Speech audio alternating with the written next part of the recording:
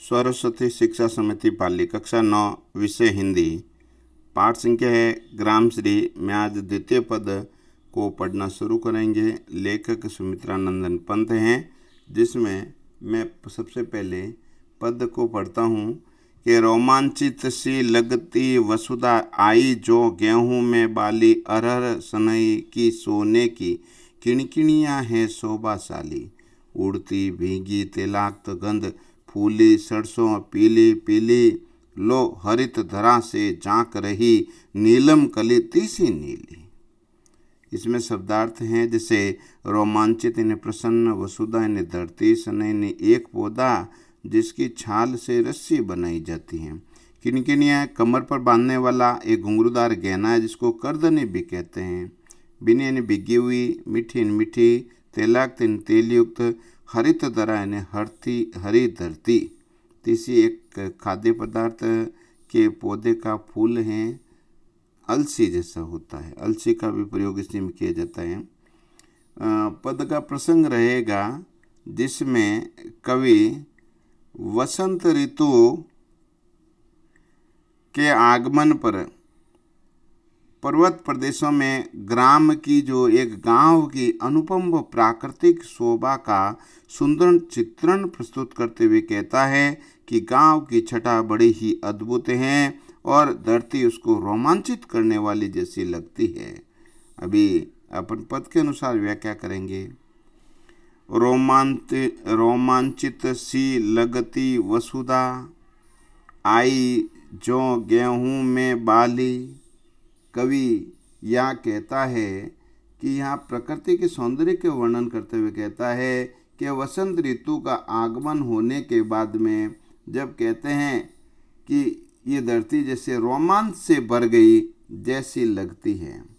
इस कारण यहाँ पर गेहूं और जौ के पौधों में जैसे जैसे एक तरह का नया विकास होते हैं, बालियाँ निकल आई। अर्थात बालिया का अर्थ ले लेना है आपको, फलियाँ निकल आई, ठीक है ना, धान आ गए अंदर।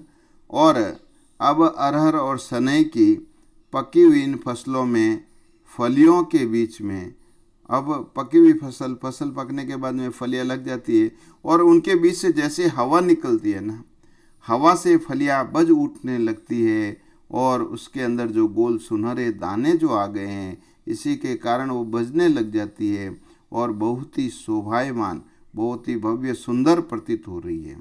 कवि कहता है ऐसी लगती है मानो धरती की कमर पर सुंदर घुंघरू हो और फूली हुई सरसों के पुष्पों को मानो पीली रंग और उन फूलों से निकलकर जो हवा फैलती है, अर्थात पीले पीले रंग और सरसों के स्पर्श से जो हवा उन सरसों में होकर बहती है और जो भीनी भीनी वहाँ पर अर्थात एक खुशबूमय वातावरण।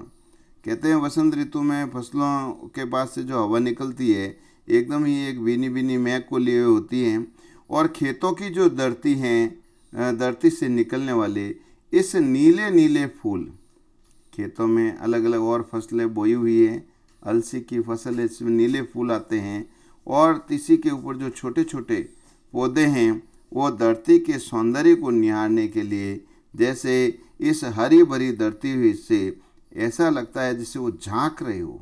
इसी कारण बालकों के समान झांकते हुए प्रतीत होते हैं। इस कारण धरती मानो एक रोमांचित और पुलकित हो रही हो ऐसा महसूस होता है। कवि कहता है कि धरती मानो प्रसन्नता से भर गई हो ऐसा महसूस होता है। इसमें अपन अब यही बात मैंने पूरी लिखी है, आप लोग देखना एक बार। और अपन प्रश्नोत्तर की ओर या विशेष की ओर बढ़ते देश में विशेष कवि ने गांव के सौंदर्य का वर्णन किया है। अच्छा, कवि की भाषा खड़ी बोली हिंदी है, माधुर्य गुण की प्रधानता है। साथ में अलंकारों में जैसे मानवीकरण अलंकार का प्रयोग हुआ है, उपमा अलंकार का प्रयोग हुआ है। पहली पंक्ति में शुरुआत में भी आपने देखा कि उपमा अलंकार का प्रयोग यहाँ पर कवि ने किया है। सबसे पहली पंक्ति देखी होगी अपने, सा से सी जहाँ शब्द आएंगे रोमांचित सी और साथ में यहाँ उत्प्रेक्षा का भी प्रयोग जगह जगह लगता है, उत्प्रेक्षा है, लेकिन यहाँ मूल रूप से आपको देखना है कि पूरे पद में मानवीकरण अलंकार का प्रयोग हो रहा है और अनुप्रास अलंकार का मूल रूप से प्रयोग हुआ है बड़े आगे तत्सम तद्भव शब्दों का प्रयोग हुआ है।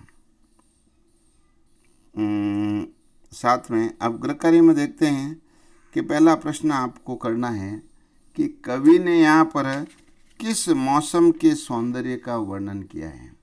तो कवि ने अपनी इस पंक्तियों में वसंत ऋतु के सौंदर्य का वर्णन किया है, जिसमें आपने देखा होगा वसंत का मौसम सबसे सुहाना होता है। हल्की सी ठंड यानी शीत ऋतु गमन के बाद में जो सर्दी से राहत होती है, वसंत ऋतु आने के कारण मनुष्य से लेकर पेड़ पौधे तक प्रसन्न हो जाते हैं। चारों ओर पेड़ों पर हरियाली दिखाई देने लगती है, फसलें लहलाने लगती है और फल फूल खिलने से प्रकृति एक मनोहर मादक जैसी प्रतीत होती है। उसी का कवि ने वर्णन किया है। अर्थात आप लिखोगे वसंत ऋतु का वर्णन। व्याख्या यहाँ आपको करके बताई है, आपको इसको करनी है। धन्यवाद।